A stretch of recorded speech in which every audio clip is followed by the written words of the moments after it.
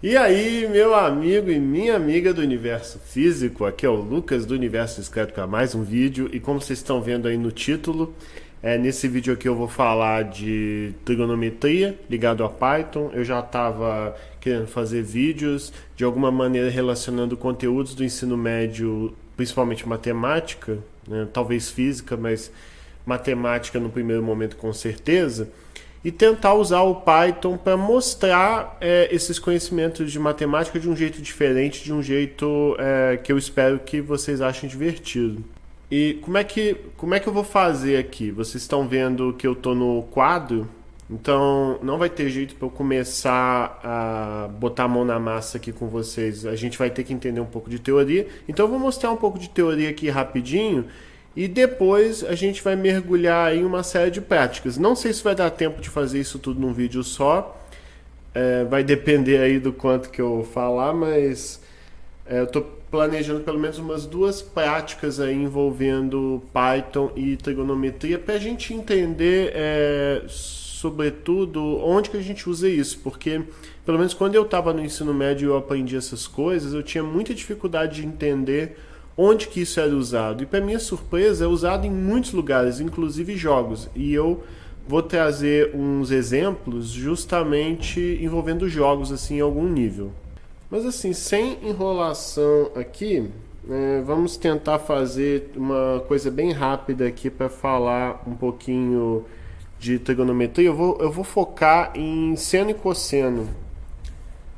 Principalmente nesse primeiro momento. Para isso a gente tem que entender 2 unidades que a gente usa para medir ângulos, que uma é em graus e a outra é em radianos, né? Quando a gente aborda esses temas, a gente costuma fazer o círculo trigonométrico, igual esse aqui que eu acabei de desenhar, né? Ficou um pouco torto, mas aí dá para entender que você tem 4 partes aí que eu vou chamar de quadrantes. Os ângulos, medidos seja em graus ou em radianos, eles medem justamente uma abertura. Por exemplo, você tem esse desenho aqui, você tem essa abertura aqui, por exemplo. Se você tiver, por exemplo, uma abertura maior, essa unidade aí só vai aumentando. E nesse desenho que eu fiz, por exemplo, seja em graus ou em radianos, o ângulo verde é menor do que o ângulo do vermelho ali, porque à medida que vai abrindo aí, esse ângulo vai só aumentando. E quando a gente fala de ângulos, a gente costuma, como eu acabei de falar para vocês, trabalhar tanto com graus quanto com radianos. Como é que funciona essa coisa de, por exemplo, em graus, né? Você pode imaginar esse círculo aqui tipo uma pizza. E uma pizza você pode cortar em uma série de fatias. Por exemplo, eu posso cortar assim. E aí você vai ter 2 pedaços. Eu posso cortar assim. Aí eu passo a ter 4 pedaços. Posso cortar desse jeito aqui. Vai ter 8 pedaços e por aí vai. Se eu fosse cortando assim sem parar loucamente para ver o quanto de fatias eu conseguiria, eu chegaria em pelo menos 360 fatias, aonde cada fatia seria exatamente 1 grau, né? Essa é uma forma de você trabalhar com a unidade de ângulos assim em graus. Se você fosse continuar a picar aqui igual eu estou fazendo, né? Sem parar, o máximo que você conseguiria é chegar em 360 fatias, onde cada fatia vai ser um ângulozinho aí de 1 grau. Ah, Lucas, mas tinha que ser 360, poderia ser... enfim, no fim das contas, esse foi um padrão assim, que foi adotado, né, para justamente a gente poder medir essa abertura, né? Então, uma dessas possibilidades é justamente eu acabei de mostrar para vocês aqui, que é o grau, e a outra é com radianos. Você consegue converter de graus para radianos, de radianos para graus. Em alguns momentos, vai ser conveniente trabalhar com uma coisa do que com a outra. Da mesma forma que, por exemplo, se você estiver medindo distâncias muito grandes, você vai trabalhar com quilômetro. E quando você tiver com distâncias muito pequenas, você vai trabalhar com centímetro. Não faz muito sentido. Você pode trabalhar medindo tudo em quilômetros, uma coisa muito pequena, mas você vai ter uma quantidade muito grande de zeros, vai ter muito trabalho. Fazendo uma analogia tipo isso em relação a graus e radianos. Em algum momento vai ser mais conveniente trabalhar com um do que com o outro. É por isso que a gente tem tantas unidades diferentes aí. E bom, quando a gente fala de radianos, não tem jeito. A gente tem que falar de um cara chamado π, o número π. Número famoso esse aí, até na cultura pop e tudo mais. Mas de onde surge o π?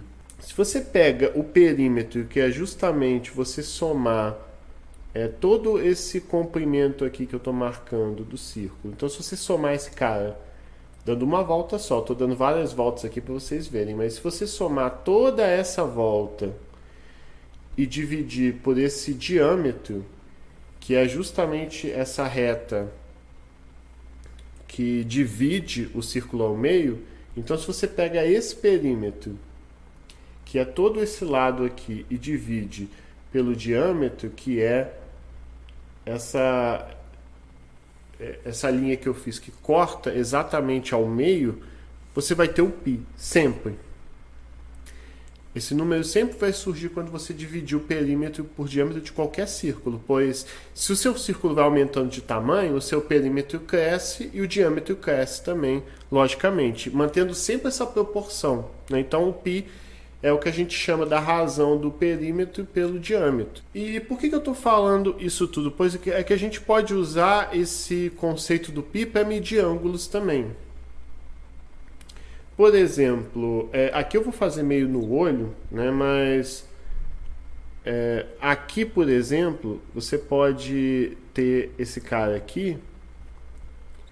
Esse cara aqui pode ser, por exemplo, 1 radiano. Então isso é uma coisa. Quando a gente fala de graus, a gente costuma colocar, por exemplo, 1 grau, né? Botar essa bolinha aqui em cima, ou 20 graus, ou 60 graus, por aí vai. Quando é radiano, não. É só o número, por exemplo, 1 radiano, 2 radianos, 3 radiano. E talvez colocar um rádio aqui, né, para especificar, que é 1 rádio, 1 radiano, por exemplo. Aqui você... tenta imaginar que é mais ou menos o mesmo tamanho, tá? Aqui você tem esse radiano aqui, mais esse outro radiano aqui. Então aqui você já teria 2 radianos.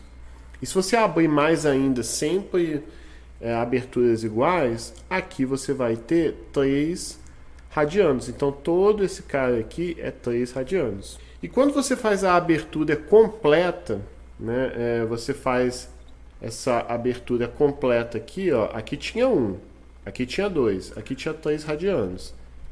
Essa abertura completa aqui é π radianos. Então você pode trabalhar tanto com um quanto com o outro. Acaba que nesse exemplo aqui a gente não vai usar tanto radiano, mas é bom nesse ponto vocês saberem que essas duas unidades existem. Principalmente porque agora eu vou falar com vocês sobre seno e sobre cosseno. Existem várias funções trigonométricas além do seno e cosseno. Tem tangente, cossecante, secante, mas não me preocupa com essas não. Vamos preocupar agora com as duas que são essenciais, básicas de entender, que a gente usa muito em jogos, que é o seno e o cosseno. Quando a gente tem um ciclo trigonométrico assim como esse que eu acabei de desenhar, uma coisa que é importante nesse círculo trigonométrico é que o raio, que é essa medida que vai do centro até esse contorno aqui do círculo, ele sempre vai dar 1. Né? Até por isso que a gente chama esse círculo de círculo unitário. Normalmente a gente trabalha com esse círculo trigonométrico, mas o círculo unitário. Então aqui você tem 1. Essa distância entre o ponto central e até até, por exemplo, essa linha que define o perímetro do círculo, você sempre vai ter 1 de raio. Então aqui tem 1, aqui também vai ter 1, aqui vai ter 1, aqui vai ter 1. Todas essas distâncias que vão do ponto central até essa aresta que envolve o círculo sempre vai dar 1. Por que, Lucas? Por que não poderia ser 95? Porque, digamos que é bem mais fácil para a gente entender e para a gente trabalhar muitas vezes com 1, né? Dividir coisas por 1 e tudo mais é uma coisa bastante fácil de se fazer, né? Bom, então agora, já sabendo que esse círculo aqui que eu fiz para vocês é o círculo unitário, que a gente chama, aí a gente vai começar, já que a gente está chamando todo esse conteúdo aqui de trigonometria, ele chama trigonometria, pois você vai trabalhar com triângulos. Eu acho que trigo deve significar triângulo em grego, alguma coisa assim. Então, a gente vai estudar bastante relações entre triângulos diferentes, usando justamente esse conceito de ângulo para chegar a umas conclusões aí, talvez inesperadas no primeiro momento. Por exemplo, vamos desenhar um triângulo como esse aqui. Ele vai ficar aqui dentro desse círculo unitário. E como vocês bem lembram, eu falei para vocês que o raio, que é essa distância do ponto central até esse perímetro, é sempre 1. Então esse cara aqui, por exemplo, essa aresta aqui vai dar 1. Se eu desenhar um outro triângulo como esse aqui, desenhei esse outro triângulo aqui, por exemplo, aqui também dá 1. Se eu fizer um outro triângulo assim diferentão, por exemplo, esse aqui, ó, acabou que ficou um pouco vou deixar o meu assim, tá mais feio, mas aqui também vai dar 1 e por aí vai. Dá pra gente definir a relação entre os lados desse triângulo usando essas funções de seno e cosseno. Deixa eu só apagar esse cara aqui primeiro. Antes de tudo, é bom a gente dar nome aos bois aqui. Antes de tudo, esse cara aqui, esse lado aqui do triângulo tem um nome especial, que é a hipotenusa. Até para a gente entender melhor, observa que todo triângulo que eu desenhar respeitando essa coisa dele começar do centro do círculo até o perímetro, ele sempre vai ter um ângulo aqui de 90 graus. Você tem uma coisa assim exatamente deitadinha e essa aqui exatamente em pé. Você vai ter uma abertura aqui, ó, vai aumentando, aumentando, aumentando, aumentando, chegou aqui, esse cara está em pé, esse cara está deitado, você tem um ângulo aqui de 90 graus. Todos esses triângulos que eu estou desenhando aqui, eles vão ter 90 graus em alguns de seus ângulos. Esse ângulo de 90 graus a gente chama ele de ângulo reto, e essa hipotenusa, ela sempre ela vai estar oposta a esse ângulo reto. Como vocês estão vendo aí, essa hipotenusa, ela nunca, a aresta dessa hipotenusa, esse lado, nunca vai estar encostando junto ao ângulo reto, né? Isso acontece tanto aqui, acontece aqui também, ó. Esse cara aqui também é hipotenusa. Aqui você tem outro ângulo reto aqui e esse cara é hipotenusa. Então a hipotenusa sempre vai ter essa característica. Esses triângulos sempre vão ter um lado deitadinho, esse lado em pé, e e o último que falta ligar é essa hipotenusa aqui, que sempre vai ser tipo uma diagonal, né? Pelo menos nesse círculo unitário que a gente está fazendo. Mas beleza, acho que dessa forma intuitiva eu espero que tenha dado para entender um pouquinho o que é a hipotenusa. Ela é sempre oposta a esse ângulo reto, mas a gente ainda tem também os outros dois lados do triângulo, que vamos chamar de cateto oposto e cateto adjacente. Qual é qual? Né? Da mesma forma que você tem nesses triângulos que eu fiz aqui o ângulo reto, você vai ter também esse outro ângulo aqui, que é justamente o ângulo que nos interessa muito e queremos saber. Por exemplo, a gente tem esse ângulo aqui, nesse triângulo amarelo que eu fiz também tem esse outro ângulo, nesse azul aqui que eu fiz também tem esse ângulo. Observa que esse ângulo que eu marquei para vocês, que a gente pode chamar ele, por exemplo, de ângulo θ, né, uma unidade que a gente costuma usar, esse ângulo vai definir totalmente o formato do nosso triângulo, pois, por exemplo, se a abertura desse ângulo for pequenininha, acaba que a nossa hipotenusa vai ficar assim, baixinha, né, igual aqui nesse exemplo que eu fiz. À medida que a gente aumenta esse ângulo de tamanho, olha o que acontece com a hipotenusa, ela vai só aumentando. Ah lá, aqui você tem um ângulozão bem maior, esse cara aqui continua sendo a hipotenusa, né? Mas beleza, então esse ângulo θ que eu estou falando para vocês, que ele que vai definir o formato desse nosso triângulo, você vai ter o seguinte: o lado do triângulo que está junto, que intercepta esse ângulo θ, ele vai ser o que chamamos de cateto adjacente. E o cateto que é oposto a esse ângulo, a gente vai chamar de cateto oposto. Então, todo triângulo. Então, o triângulo aqui no contexto desse círculo trigonométrico, ele vai ter esses três lados. Um vai ser hipotenusa, o outro vai ser o cateto oposto e o outro é o cateto adjacente. Ó, por exemplo, eu vou fazer esse outro triângulo aqui.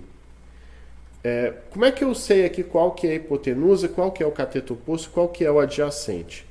Como eu falei para vocês, primeiro a gente tem que saber qual que é o ângulo reto aqui. Esse é o ângulo reto porque você tem os 90 graus que eu falei. Uma aresta em pezinha, a outra deitadinha, formando algo que dá exatamente 90 graus. A aresta oposta a esse ângulo reto vai ser a hipotenusa. Você vai ter o ângulo θ que eu falei para vocês, que é justamente esse ângulo que vai definir essa abertura e o quão baixo ou alto vai ser essa nossa hipotenusa. A aresta que está ligada, que está diretamente conectada a esse cateto, a esse ângulo θ, vai ser o cateto adjacente. E o que é oposto a esse ângulo θ vai ser o cateto oposto. O cateto oposto, ele sempre vai estar juntinho também desse ângulo reto. Então, é outra forma de você lembrar, se você achar assim mais fácil. Pois então, agora depois de todo esse blá blá blá, sabendo o que é o cateto oposto, o adjacente e a hipotenusa, fica mais fácil definir o que é o seno e o cosseno. Fica mais fácil não, fica fundamental. Então, por exemplo, a gente tem outro círculo unitário aqui. Tanto essa função seno e cosseno vão estar relacionadas ao x e o y. Né? Esse cara aqui é o meu y, esse cara aqui é o meu x. Observa que à medida que você vai aumentando a abertura dos triângulos, por exemplo, esse triângulo aqui tem um ângulo assim, tem uma abertura pequena. Isso vai, obviamente, influenciar no seu x aqui e no seu y aqui, né? Aqui você tem um x grandão, né? Como deve estar dando para ver aqui, e aqui você tem um y não tão alto. À medida que você vai aumentando esse ângulo aqui, você vai aumentando a abertura aí desse ângulo, o que vai acontecer? Você vai ter, por exemplo, um triângulo tipo esse aqui, por exemplo. Ó, você tem esse triângulo aqui, por exemplo. Esse aqui tem uma baita abertura, né? Tem muitos graus, ou muitos radianos, enfim. E à medida que você vai aumentando esse ângulo, o que vai acontecendo com o x? O x ele vai diminuindo, né? Nota que esse x aqui é bem menor do que o x desse outro triângulo. E o y aqui, ele só aumenta de tamanho, que o y aqui era menor. Então, não sei se dá para ver, à medida que você vai aumentando a abertura, você vai modificando esse triângulo de forma que o x é justamente esse cateto adjacente, que é esse cara aqui que eu estou mostrando para vocês, ele vai só diminuindo de tamanho. E esse cateto oposto aqui, que é justamente essa altura, esse eixo y, ele vai só aumentando. Pois existe duas funções que relacionam essa abertura com esse aumento e essa diminuição de x e y, que é seno e cosseno. Aí, por exemplo, o que seria, por exemplo, o seno desse triângulo aqui, ó, por exemplo, esse triângulo aqui. Esse ângulo aqui é o ângulo θ. Então, o seno desse θ vai ser esse cateto oposto aqui, que é justamente essa altura y aqui, tá vendo? Vou até pintar aqui de verdinho só para vocês verem. Vai ser o cateto oposto, esse cara aqui é o cateto oposto, dividido pela hipotenusa. Só que, como eu falei para vocês, esse é o círculo unitário. Então a hipotenusa aqui sempre vai ter uma unidade, sempre vai ser 1. Então vai ser cateto oposto dividido por 1.